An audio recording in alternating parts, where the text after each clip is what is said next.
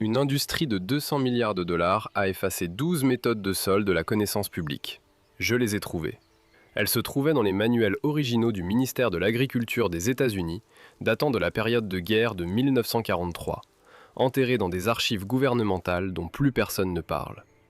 20 millions de familles américaines utilisaient ces méthodes pour cultiver 40% des légumes de la nation. 10 milliards de livres de nourriture, sans engrais synthétiques, sans semences brevetées, sans entreprise, juste de la terre et 12 techniques si efficaces que l'industrie des engrais a dû vous les faire oublier pour survivre. Je vais vous montrer les 12. Chacune d'entre elles est étayée par des chercheurs nommés et des études évaluées par des pairs. L'une d'elles a été prouvée dans la revue Nature comme capable d'inverser 60 ans de dégradation des sols en seulement 6 ans en n'utilisant rien d'autre qu'une poignée de terre provenant des bois. Une autre fixe 90 kg d'azote gratuit par demi-hectare chaque année, gratuitement. Une troisième a été validée par l'université Cornell comme produisant plus de calories par hectare que toute méthode agricole moderne. 0 engrais, moins d'eau, plus de nourriture. Et je vais être honnête avec vous sur celle qui fonctionne vraiment et celle qu'Internet a surmédiatisée, car l'une de ces 12 est véritablement controversée et la plupart des chaînes ne vous le diront pas. Moi, je le ferai. Personne ne vend ce savoir. Aucune entreprise ne profite quand vous l'utilisez. C'est exactement pour cela qu'il a été enterré. Mais le sol se souvient. Et maintenant, vous aussi. Décembre 1941. Pearl Harbor. En moins d'une semaine, le secrétaire à l'agriculture Claude Wickard lança la campagne des Jardins de la Victoire. Le gouvernement imprima des millions de brochures. NBC diffusa des émissions de jardinage à la radio nationale. Le ministère de l'Agriculture déploya des scientifiques et des nutritionnistes pour apprendre aux familles comment cultiver de la nourriture dans les cours, les terrains vagues, les toits, partout où il y avait de la terre et du soleil. En 1943, cela fonctionna au-delà de toutes les projections. 20 millions de jardins, près de 3 millions d'hectares. Le président Roosevelt lui-même le confirma. 42% de tous les légumes frais consommés aux États-Unis provenaient des Jardins de la Victoire. Un sondage Gallup révéla que 54% des familles cultivaient de la nourriture pour économiser de l'argent, pas par patriotisme. Ces méthodes fonctionnaient parce qu'elles produisaient de vrais résultats. 75% des ménagères américaines faisaient des conserves en janvier 1944, avec une moyenne de 165 bocaux par an. Les Américains achetèrent 315 000 autocuiseurs en 1943 seulement, contre 66 000 l'année précédente. Ce n'était pas un passe-temps, c'était une nation qui se nourrissait elle-même. Les manuels du ministère de l'Agriculture recommandaient le compostage, la rotation des cultures, les cultures associées, la conservation des semences, les cultures de couverture, la gestion naturelle des ravageurs, non pas comme des pratiques alternatives, mais comme politique officielle du gouvernement des États-Unis pendant la plus grande crise de la nation. Puis la guerre prit fin, et quelque chose de pire commença. Pendant la guerre, le gouvernement des États-Unis construisit 10 nouvelles usines d'ammoniac pour produire du nitrate d'ammonium destiné aux bombes. La Tennessee Valley Authority, à elle seule, livra 30 000 tonnes d'ammoniac anhydre et 64 000 tonnes de cristaux de nitrate d'ammonium pour fabriquer des munitions. Mais en 1946, il n'y avait plus de bombes à fabriquer. Il y avait des surplus massifs, et il y avait des propriétaires d'usines qui avaient besoin d'un nouveau client. Le ministère de l'Agriculture suggéra d'épandre le surplus sur les terres agricoles. La Tennessee Valley Authority lança un programme de démonstration offrant des engrais synthétiques gratuits à 90 000 exploitations. Au cours des 15 premières années, les ventes d'engrais dans la région de la Tennessee Valley Authority augmentèrent à un rythme 3 fois supérieur à la moyenne nationale. Un investissement gouvernemental de 41 millions de dollars généra 57 milliards pour l'industrie des engrais. Plus de 75% des produits fertilisants utilisés dans le monde aujourd'hui remontent à cette seule usine d'armement reconvertie, à Muscle Shoals, en Alabama. La consommation d'engrais aux États-Unis passa de 2 millions de tonnes à la fin des années 1940 à 24 millions de tonnes en 1981, soit une multiplication par 10 en une seule génération. Le marché mondial des engrais s'élève désormais à 200 milliards de dollars par an. Seulement 4 entreprises contrôlent 75% de toute la production nationale américaine. Entre 2020 et 2022, ces 4 entreprises virent leurs bénéfices augmenter jusqu'à 1500%, tandis que leurs coûts augmentèrent de moins de 50%. Votre facture d'épicerie augmenta, et le cours de leurs actions monta encore plus haut. Et le bilan environnemental est dévastateur. La zone morte du golfe du Mexique, causée par le ruissellement d'engrais provenant de 31 États, mesurait 17 300 km² en 2024, soit environ la taille du New Jersey. Plus de 400 zones mortes existent désormais dans le monde. Seulement 35% de l'azote des engrais appliqués aux cultures est réellement absorbé par les plantes. Le reste devient de la pollution. Le ruissellement agricole est la première cause de pollution de l'eau dans les rivières et les cours d'eau des États-Unis. Pendant ce temps, les municipalités commencèrent à interdire les potagers dans les jardins de devant, les jugeant inesthétiques. La banlieue remplaça les parcelles de jardin par du gazon. Et les 12 méthodes qui avaient nourri l'Amérique pendant ces heures les plus sombres furent discrètement retirées de la conversation. Non pas parce qu'elles avaient cessé de fonctionner, mais parce qu'elles avaient cessé d'être rentables. Voici ce qu'ils ont effacé. Astuce numéro 1, couper et laisser sur place. Votre grand-mère ne transportait pas les résidus végétaux vers un bac à compost. Elle ne les mettait pas en sac pour le ramassage. Elle coupait la plante à la base et la laissait tomber exactement là où elle avait poussé. Regardez le sol d'une forêt. Rien n'est enlevé. Les feuilles tombent, les branches se cassent, tout retourne exactement d'où cela vient. Les champignons, les bactéries, l'univers microscopique sous vos pieds ont évolué pendant des millions d'années pour traiter exactement ce qui tombe sur eux. Quand vous enlevez les résidus végétaux, vous brisez ce cycle. Quand vous les laissez, vous le complétez. Et les données sont accablantes.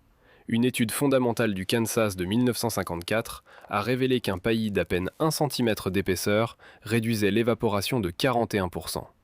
7 cm et demi la réduisait de 67%. Une étude de 11 ans de l'Université d'État de l'Ohio a montré que le paillis organique augmentait la capacité de rétention d'eau jusqu'à 35%. Et la rétention d'humidité jusqu'à 70%. Une étude de 10 ans en Mongolie intérieure a montré que laisser les résidus de culture à la surface du sol augmentait les rendements de 14%, et l'efficacité hydrique de 13,5%. Mais voici le chiffre qui devrait vous arrêter net. Dans des essais classiques sur le terrain au Nigeria, le sol paillé perdait 0 tonnes de terre arable par an. Le sol non paillé en perdait 41 tonnes. Le sol nu en perdait 230 tonnes. 0 contre 230. Même sol, même pluie. La seule différence était de savoir si les résidus végétaux étaient laissés à la surface ou enlevés. Vous n'avez pas besoin d'équipement. Vous n'avez pas besoin d'acheter quoi que ce soit. Vous arrêtez simplement d'enlever. Coupez vos plants de tomates à la fin de la saison. Laissez-les. Coupez vos tiges de haricots. Laissez-les. Coupez vos courges. Laissez-les. Le sol fait le reste. Chaque fois que vous mettez en sac les déchets de jardin, vous jetez la chose dont votre sol a le plus besoin. Ce n'est pas de l'innovation, c'est se souvenir. Astuce numéro 2, inoculation avec de la terre forestière. Si la terre de votre jardin est grise, compactée, sans vie, il existe une solution cachée dans la forêt la plus proche et elle ne coûte rien. Une cuillère à café de sol sain contient 100 millions à 1 milliard de bactéries, plusieurs mètres de filaments fongiques, des milliers de protozoaires et 10 000 à 50 000 espèces différentes. La professeure Kristen D'Angelo de l'Université du Massachusetts affirme qu'il y a 1000 milliards de fois plus de microbes dans une cuillère à café de sol que d'étoiles dans l'univers connu. La terre de votre jardin devrait contenir tout cela. Si ce n'est pas le cas, ce n'est pas de la terre, ce sont des particules. Mais voici le secret que votre grand-mère connaissait. Vous n'avez pas besoin d'acheter de la biologie. Vous pouvez la transplanter. En 2016, des chercheurs de l'Institut néerlandais d'écologie publièrent une étude majeure dans Nature Plants. Ils étalèrent une fine couche de sol de moins d'1 centimètre d'épaisseur, provenant soit de prairies soit de landes, sur des terres agricoles dégradées qui avaient été cultivées chimiquement pendant près de 60 ans. En 6 ans, les microbes transplantés n'améliorèrent pas seulement le sol. Ils orientèrent l'ensemble de l'écosystème. Les communautés végétales changèrent. Les invertébrés du sol revinrent. Les réseaux fongiques se reconstruisirent. Le chercheur principal déclara que les organismes du sol, les bactéries, les champignons et les nématodes, déterminent la direction de la restauration des écosystèmes. 6 ans, une fine couche de terre forestière. 60 ans de dégâts inversés. En 2023, des chercheurs de l'Université du Wisconsin publièrent dans Science que les arbres inoculés avec des microbes provenant de sites climatiquement compatibles avaient au moins 50% plus de chances de survivre à un stress sévère. Ces microbes transplantés étaient encore détectables dans les racines 3 ans plus tard. Les manuels des jardins de la Victoire de 1943 recommandaient cela spécifiquement. Procurez-vous de la terre provenant d'une zone boisée saine et incorporez-la dans les plates-bandes du jardin. Ils savaient. Ils l'avaient documenté. Et puis cela a été oublié parce qu'aucune entreprise ne peut breveter une poignée de terre forestière. Allez dans une vraie forêt. Trouvez un sol non perturbé sous des arbres matures. Écartez la litière de feuilles. Prenez quelques poignées de la terre sombre et friable en dessous. Mélangez-la dans vos plates-bandes. Ces organismes se reproduisent de manière exponentielle. Les bactéries doublent toutes les 20 minutes. Les réseaux fongiques croissent de plusieurs centimètres par jour. Une poignée devient un univers en quelques semaines. Personne ne peut vous vendre de la terre forestière. Aucune entreprise ne profite du fait que vous alliez vous promener dans les bois. Aucun brevet n'existe pour des organismes qui ont évolué pendant des millions d'années. Le savoir a survécu dans la pratique, dans les cours, dans les familles qui n'ont jamais cessé, et maintenant, il survit ici. Astuce numéro 3, la poignée de main mycorhizienne. Cela se connecte directement à l'astuce numéro 2, et c'est peut-être la chose la plus importante de toute cette vidéo. 80% de toutes les plantes terrestres forment des partenariats avec des champignons souterrains appelés mycorhizes. Ces champignons se fixent aux racines et étendent la portée de la plante des centaines de fois. Une méta-analyse de 2024, couvrant 187 études, a révélé que les champignons mycorhiziens augmentent l'absorption du phosphore de 105%, l'absorption de l'azote de 67% et la biomasse végétale globale de 47%. Dans le blé, ces champignons fournissent 50 à 80% du phosphore total de la plante, même lorsqu'il n'y a pas de réponse de croissance visible en surface. La plante a la même apparence, mais sous terre, elle est nourrie par un réseau que vous ne pouvez pas voir. À l'échelle mondiale, ces réseaux fongiques séquestrent 5 milliards de tonnes de carbone par an. C'est l'équivalent des émissions annuelles combinées de l'Union européenne et de la Russie. Ce n'est pas une astuce de jardinage, c'est l'un des plus grands systèmes biologiques de la planète. Votre grand-mère ne connaissait pas le mot mycorhize, mais elle connaissait les règles. Ne pas trop labourer, ne pas laisser le sol nu. Ne pas utiliser de produits chimiques qui tuent ce que l'on ne peut pas voir. Chaque règle qu'elle suivait protégeait ses réseaux. Chaque pratique moderne qui les a remplacés, engrais synthétiques, labour intensif, sol nu, les détruit. Voici la partie qui devrait vous mettre en colère. Les engrais synthétiques riches en phosphore suppriment en réalité la colonisation mycorhizienne. La plante cesse d'investir dans les partenariats fongiques quand elle reçoit du phosphore bon marché d'un sac. C'est comme remplacer une économie locale florissante par un distributeur automatique. Rapide, pratique et finalement dévastateur. Pour reconstruire ces réseaux, suivez 3 règles. Minimisez le labour, car labourer détruit des filaments fongiques qui ont mis des mois à se développer. Gardez des racines vivantes dans le sol toute l'année, car les champignons meurent sans plante haute. Et arrêtez d'utiliser des engrais synthétiques riches en phosphore. Les réseaux se reconstruiront d'eux-mêmes. Ils n'attendaient que cela. Astuce numéro 4. Plantation en butte sans labour. Voici quelque chose que la plupart des livres d'histoire omettent. Les Haudénosaunais n'utilisaient pas de charrue. Jamais. Ils plantaient en butte, enfonçant les graines dans le sol sans le retourner. Les colonisateurs européens qualifièrent cela de primitif. La science appelle désormais cela correct. Le labour détruit la structure du sol. Il déchire les réseaux fongiques. Il expose le carbone à l'oxygène, le libérant sous forme de dioxyde de carbone. Il brise les agrégats qui retiennent l'eau comme une éponge. Chaque passage de charrue ou de motoculteur défait des mois de travail biologique. La plantation en butte préserve tout cela. La butte se réchauffe plus vite au printemps, donnant aux graines une longueur d'avance. L'eau s'écoule loin de la graine, empêchant la pourriture. Et la biologie du sol en dessous reste intacte. Les réseaux fongiques, les communautés bactériennes, les galeries de vers de terre, nourrissant la plante dès le premier jour grâce à des systèmes qui ont mis des mois à s'établir. Le Midwest a perdu 57 milliards de tonnes métriques de terre arable en 160 ans d'agriculture à la charrue. La couche arable de l'Iowa mesurait 35 à 40 cm de profondeur quand la prairie fut labourée pour la première fois. La moitié a disparu. L'érosion actuelle est 25 fois supérieure au rythme de formation du sol.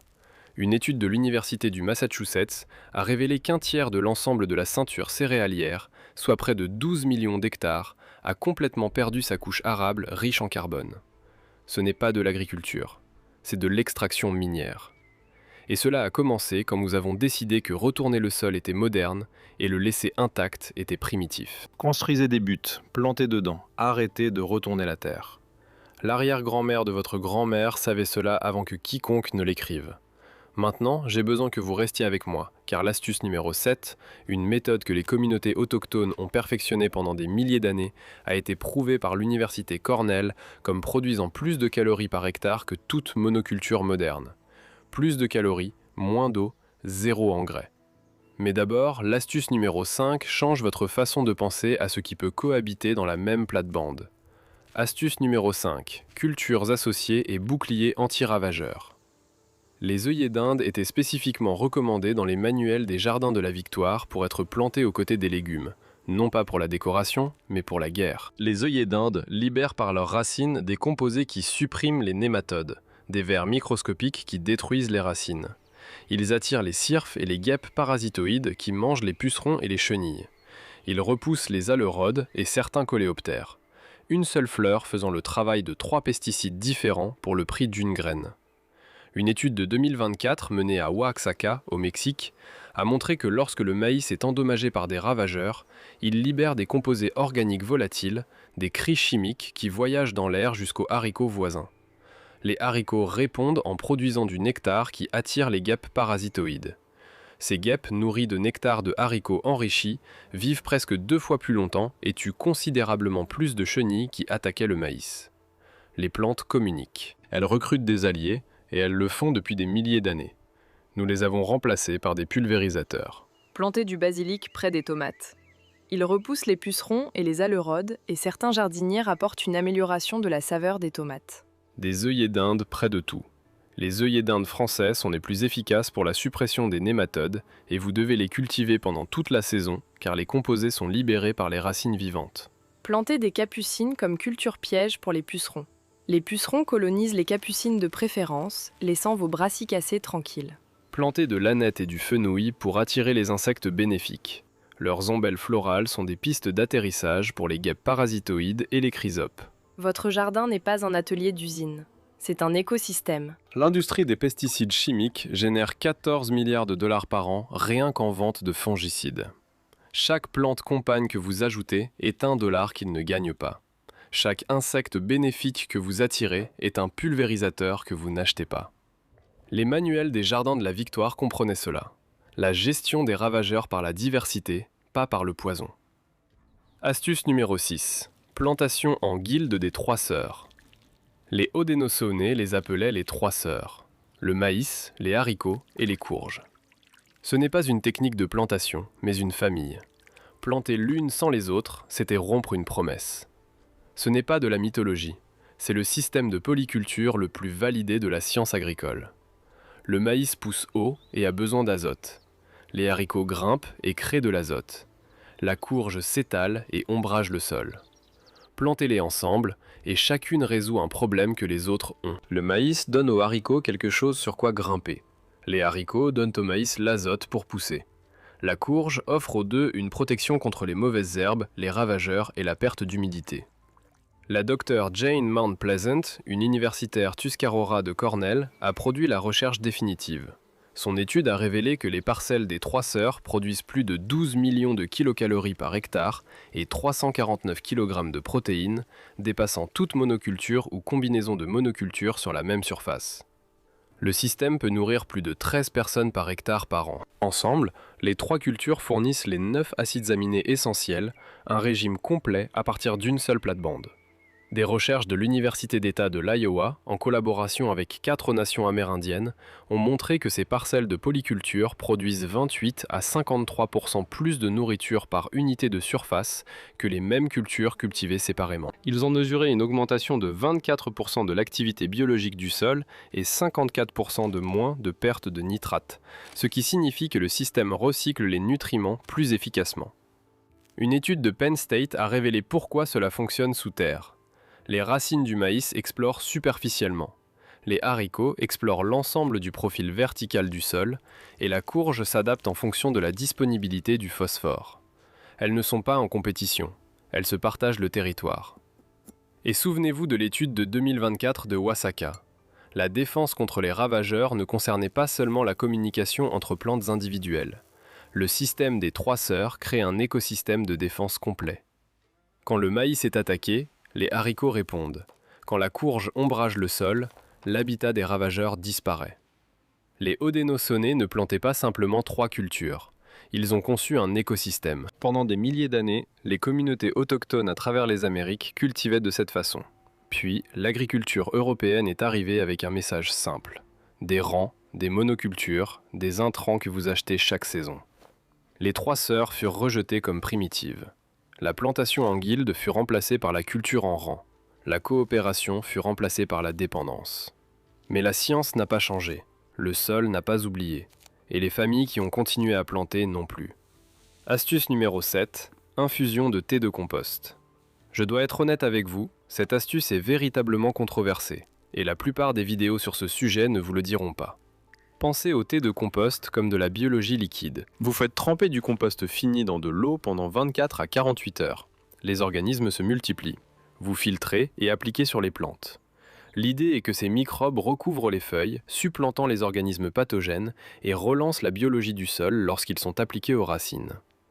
Voici ce que la science dit réellement. Un essai de 2 ans du Rodale Institute et de Penn State a montré que le thé de compost offrait des bénéfices mesurables pour la croissance, le rendement et la qualité des cultures. Certaines études montrent une suppression des maladies, en particulier contre la fonte des semis. Le docteur Harry Hoytink de l'Université d'État de l'Ohio a découvert que le compost crée une résistance systémique induite chez les plantes, entraînant essentiellement le système immunitaire de la plante.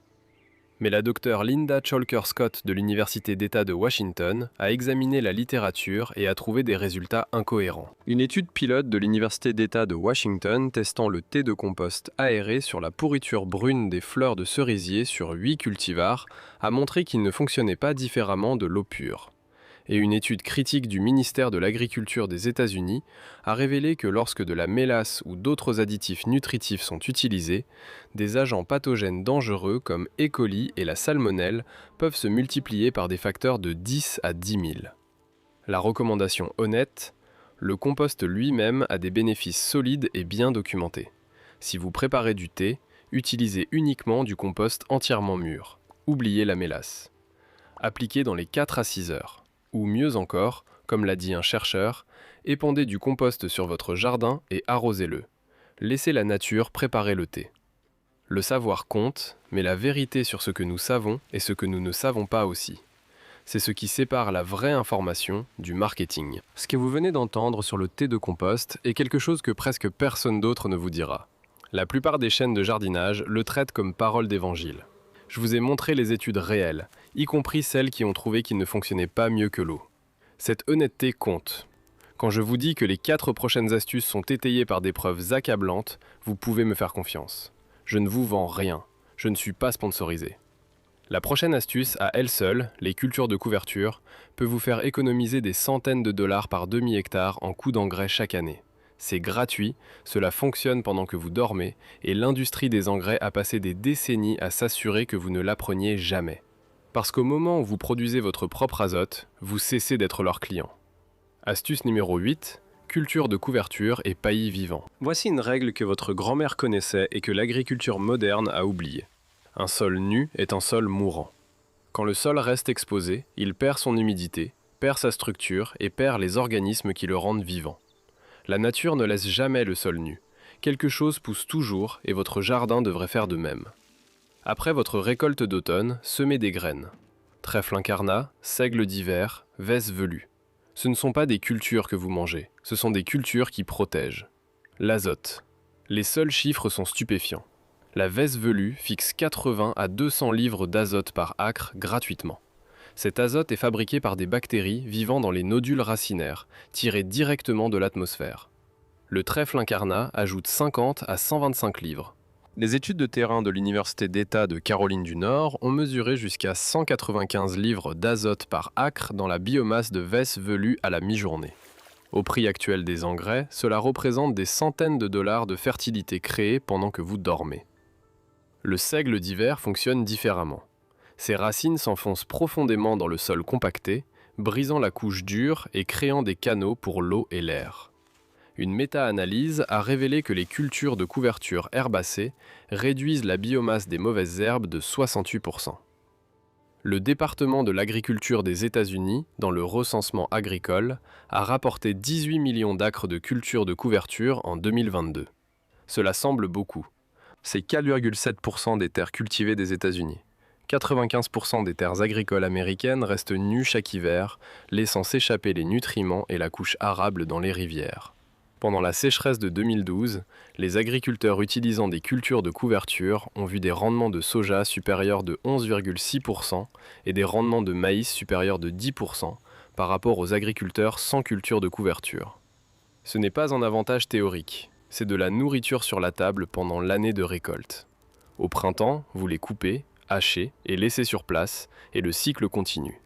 Elles créent de la fertilité, elles préviennent l'érosion, elles ne coûtent presque rien. Et personne ne peut breveter une graine de trèfle. Astuce numéro 9. L'engrais vert, la banque d'azote. Les cultures de couverture protègent. L'engrais vert va plus loin. Il consiste à cultiver délibérément une plante dans le seul but de la tuer et de nourrir le sol. Avant la guerre, les guides de vulgarisation du département de l'agriculture des États-Unis appelaient cela le compte d'épargne de l'agriculteur. Vous plantez un peuplement dense de légumineuses, pois des champs, fèves, trèfle incarnat ou vesse velue. Et au lieu de récolter, vous les coupez au pic de floraison et les incorporez dans le sol. Chaque cellule de cette matière végétale devient nourriture pour les bactéries et les champignons. L'azote stocké dans les nodules racinaires se libère lentement sur plusieurs semaines, nourrissant tout ce que vous plantez ensuite. Le blog du département de l'agriculture des États-Unis sur l'engrais vert l'a déclaré explicitement.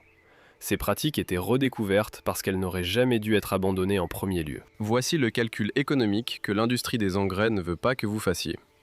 Un sac de 25 kg d'engrais azotés synthétiques coûte 30 à 60 $ et nourrit votre sol pour une saison.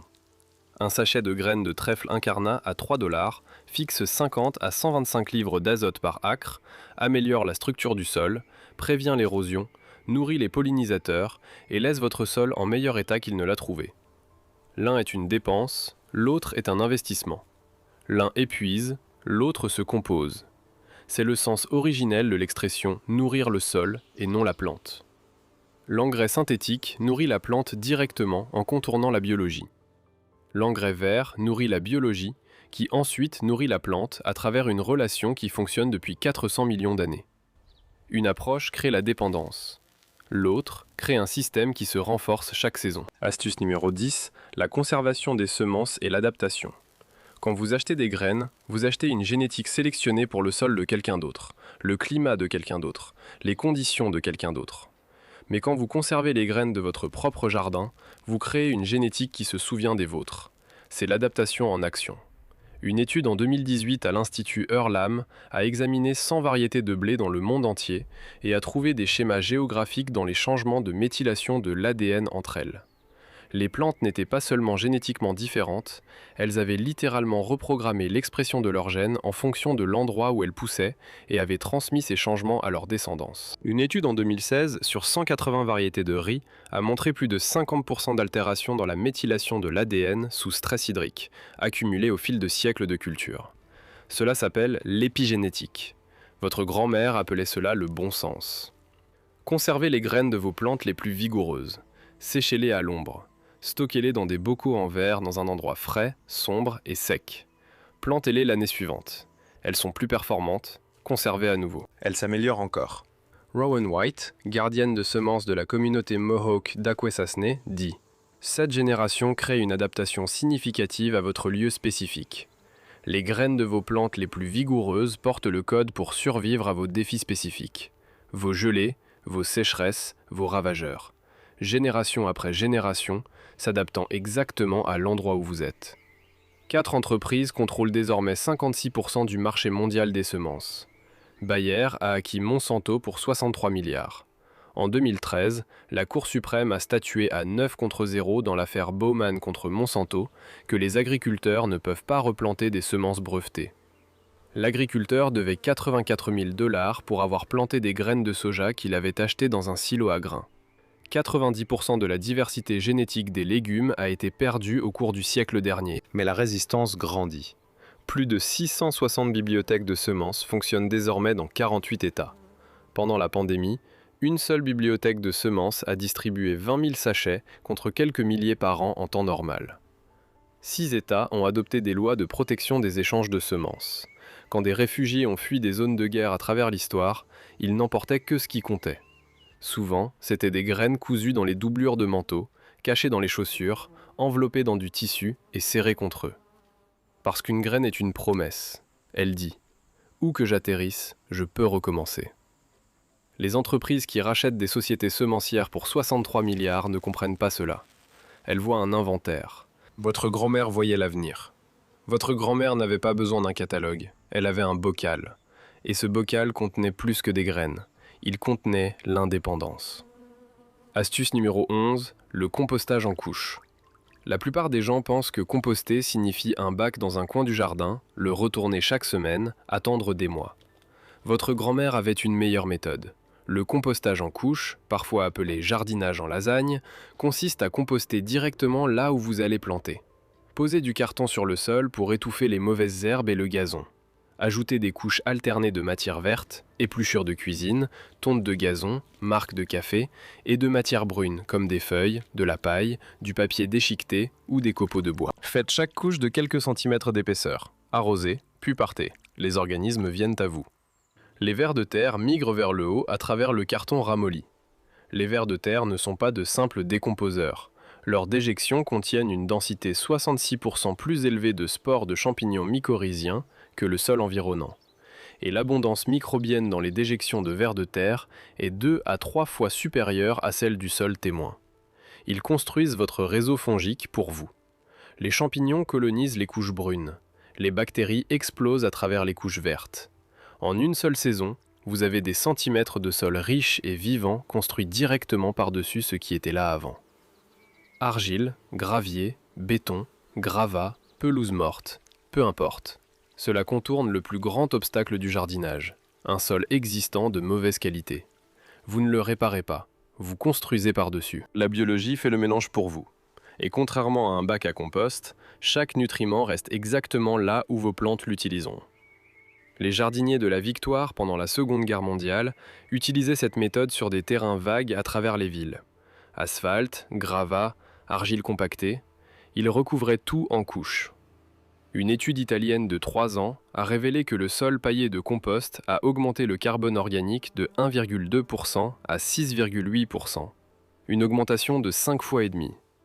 Ce n'est pas une amélioration, c'est une transformation. Astuce numéro 12. Les plantations successives et la récolte continue. La dernière astuce ne concerne pas la chimie du sol, elle concerne le temps. Elle pourrait doubler votre récolte totale sans ajouter un seul mètre carré. La plupart des jardiniers plantent tout en une fois au printemps et récoltent tout en une fois à l'automne. Votre grand-mère plantait la même culture toutes les 2 à 3 semaines sur toute la durée de la saison de croissance. Elle semait de la laitue au début du printemps, puis à nouveau 2 semaines plus tard, puis encore. Au moment où le premier semis montait en graines, le troisième était prêt. Au moment où le troisième était terminé, un semis d'automne arrivait. Les manuels des jardins de la Victoire du département de l'agriculture des États-Unis enseignaient explicitement les plantations successives et recommandaient des châssis froids, de simples caisses en bois avec des couvercles en verre, pour prolonger la saison de plusieurs semaines aux 2 extrémités. Certaines familles récoltaient 9 mois sur 12 avec rien de plus qu'un châssis froid et un calendrier. Le principe est d'une simplicité brutale. La ressource la plus précieuse de votre jardin n'est ni l'eau ni l'engrais, c'est le temps. Chaque jour où un lit reste vide après la récolte est un jour de production perdu. Chaque semaine entre la dernière gelée et la première plantation est du potentiel gaspillé. Les plantations successives traitent le temps comme la ressource limitée qu'il est. La version moderne ajoute une couche supplémentaire, l'interplantation de cultures rapides entre les cultures lentes. Des radis entre les rangs de tomates, de la laitue sous les haricots à rames. Des cultures à maturation rapide, récoltées avant que les cultures lentes n'aient besoin de l'espace. Chaque mètre carré produisant de la nourriture pendant autant de temps que possible dans l'année. Les jardiniers de la Victoire appelaient cela la plantation en relais. Une culture passe le relais à la suivante, comme des coureurs se passant un témoin.